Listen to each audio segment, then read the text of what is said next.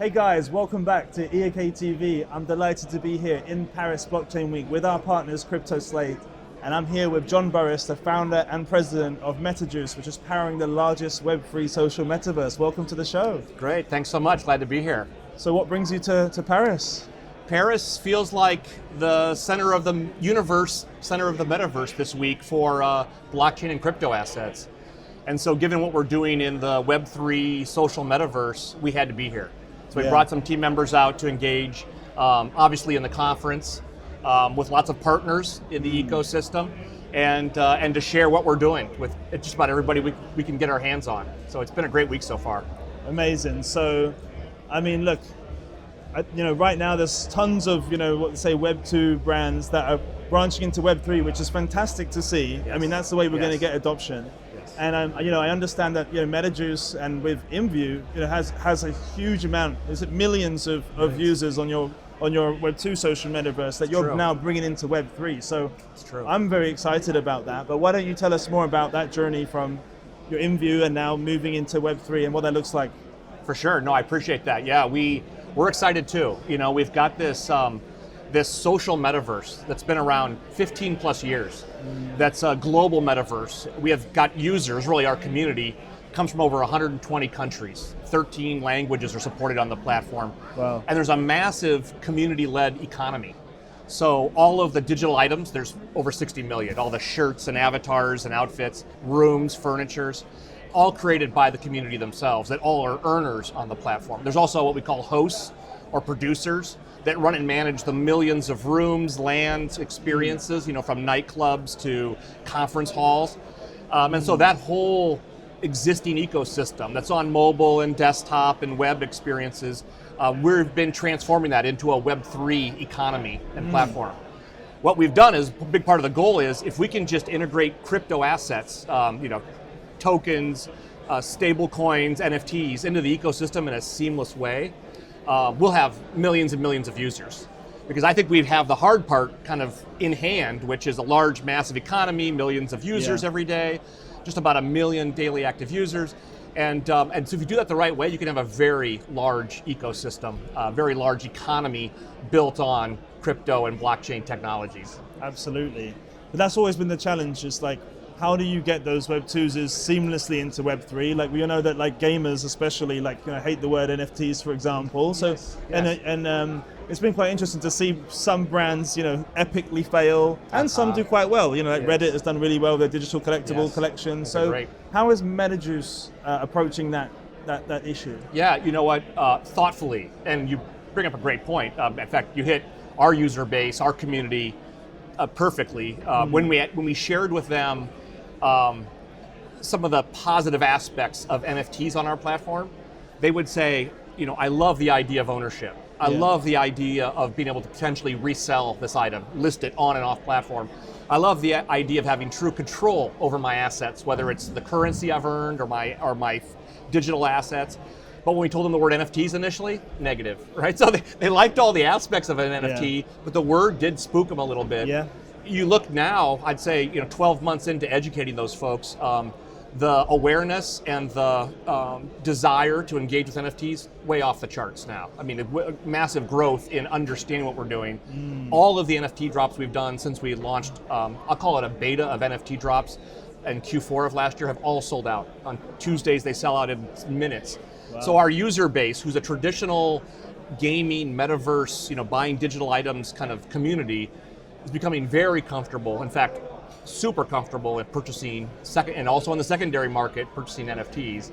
And it's a key, we think, of educating, sharing a lot about what's going on, easing in, right? We always talk about, we don't want to do something where we blow up the economy, where you force all the items to be NFTs day one and say, get used to it. It's more of, how do you gradually be patient and kind of work it into the ecosystem.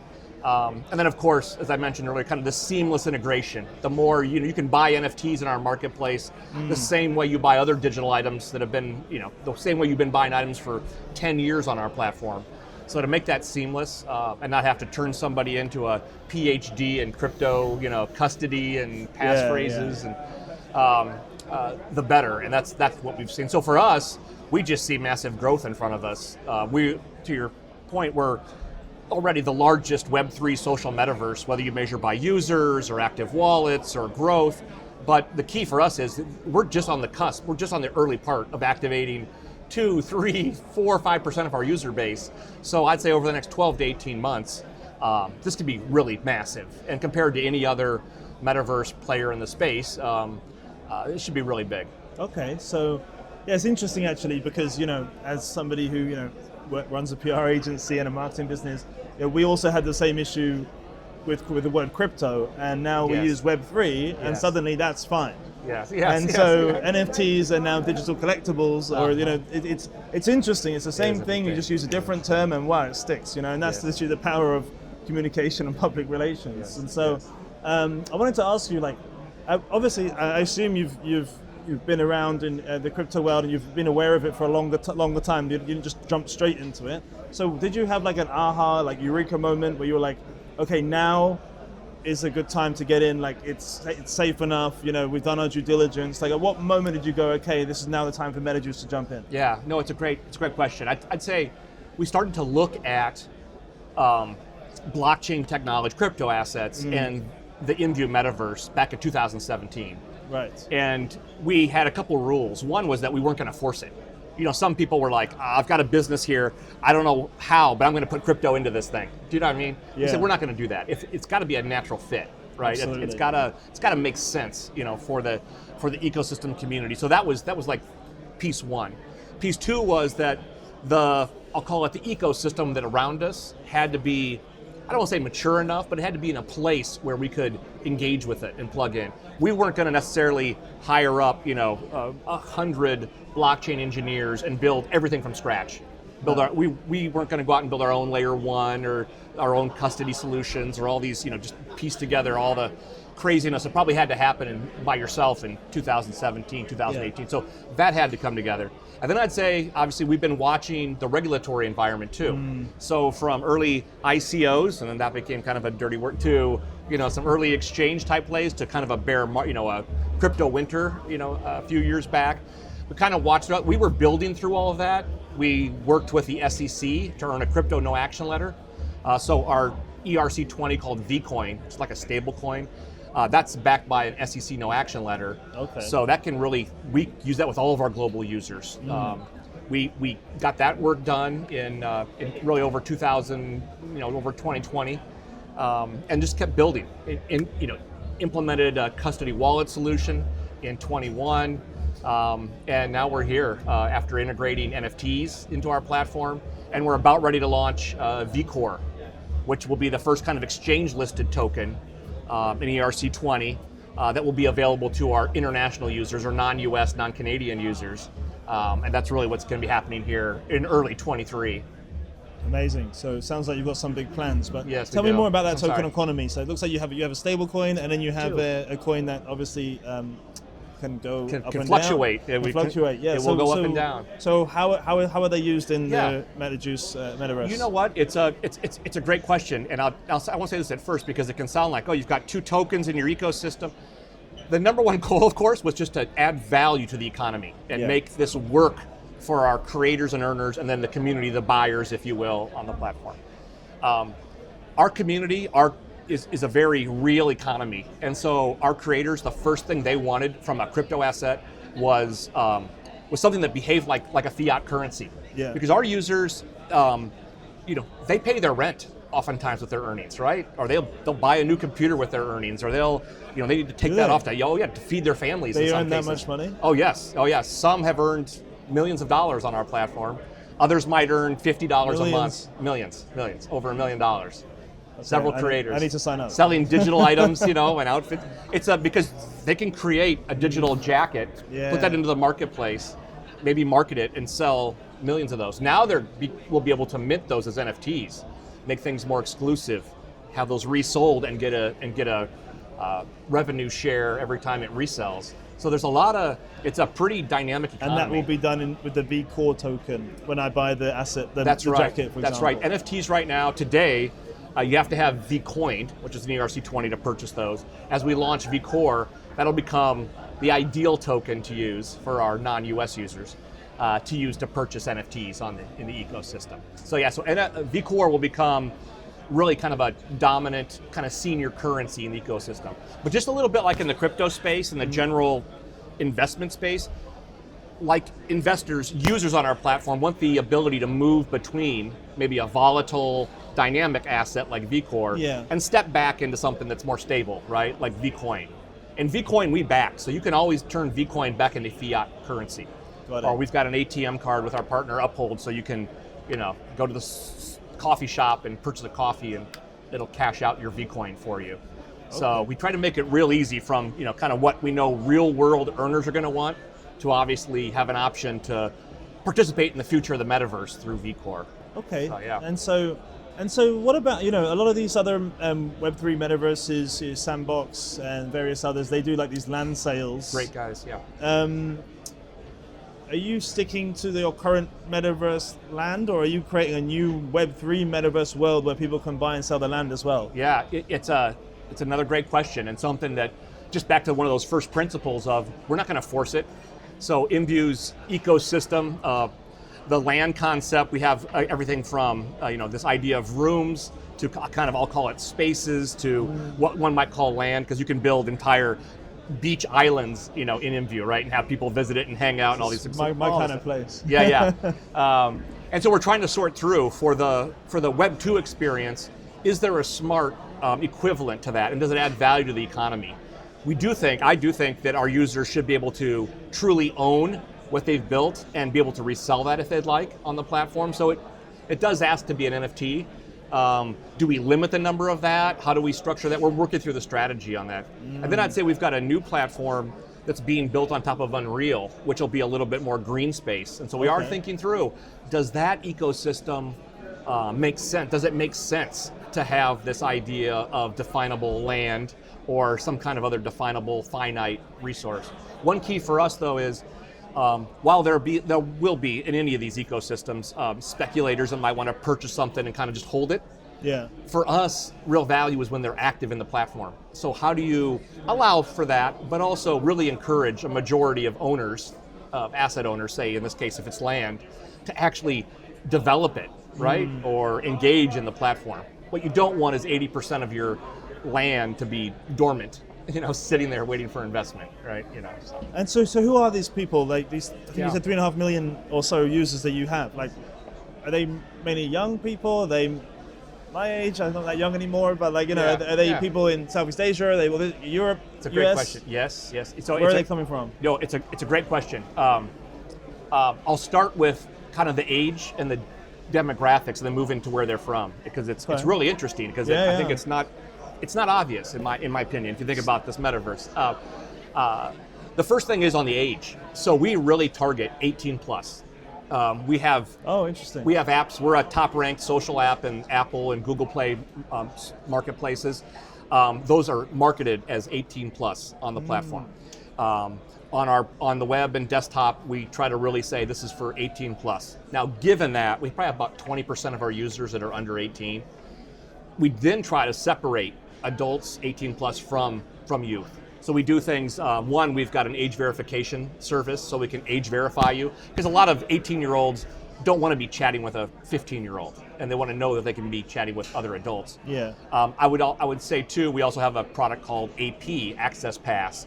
If you purchase that just one time, then you can go to rooms that are only 18 plus too. Okay. Just to try to separate, because our user base, our sweet spot then it ends up being between 18 and about 34.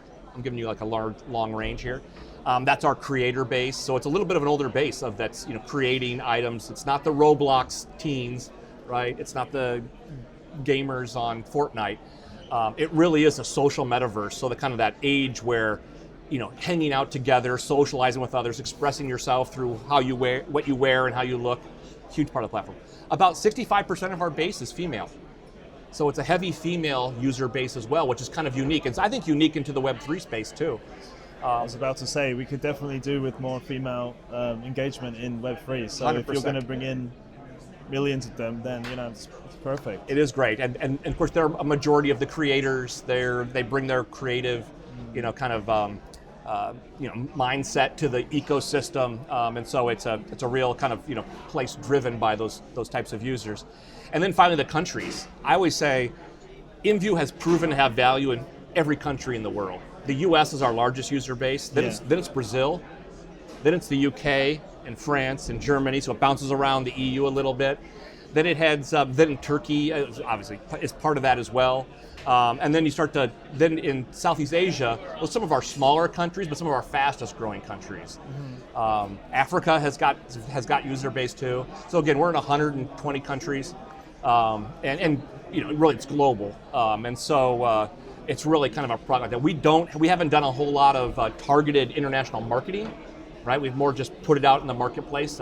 But so it's been interesting to see how those users engage, because every country they obviously run their own rooms, their own environments, languages, help create and things, and then there's creators from all those countries too, right? To kind of because the content that folks in Brazil might be hot on right now might be different than what's trending here in France this week. Do you work with like brand partners in the metaverse? To do their own, festival, conference, fashion show? Yeah. We do, and I think you're going to see us though do a lot more of that here this year and going forward. Really? Yeah. We've kind of always been, and we will always be organic, where we really invest in or promote the creators on our platform. You know what I mean? Almost the natural designers, brands that have kind of grown up inside this metaverse. But we see a lot of value in bringing in, I'll call it real world brands into our ecosystem. Of course. One, we've got millions of users. We're proving that we can sell out and do very well. Our users adopt NFTs and some of this new stuff, new assets very quickly. Yeah, exactly. And we also think it's a great way, frankly, to be seen, right? To kind of send up these cool flares almost of cool brand partnerships. And we'll actually be announcing, one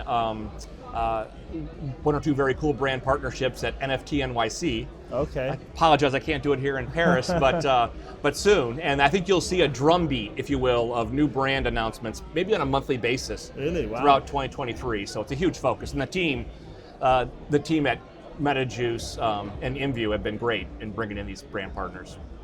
Okay, perfect. Well, look, it's amazing chatting with you. Just for our viewers, before we go, what are you most excited about in the whole InView Metajuice ecosystem that you think our viewers will be excited about as well? You know what? I'm excited about really the launch of vCore, right? We launched vCoin, that stable coin, and it's gone really well, right? User base is adopting that, over 1 million active wallets on the platform. NFTs have gone well. We're just launching that into our platform. We're in the top 10 of DApp Radar's collectible rankings. vCore is really the last final piece of the crypto assets into our ecosystem, and the first one that will really allow users to participate in the future of the metaverse. So I'm super excited to have that get into the market this year and be on exchanges, global exchanges, and kind of have all the pieces in place. And then we can just go then, if that makes sense, right? We can just build after we have all these things in place. Definitely. So pretty excited. Okay, so where can our viewers find out more about Metajuice? One of the best places is probably just go to metajuice.com.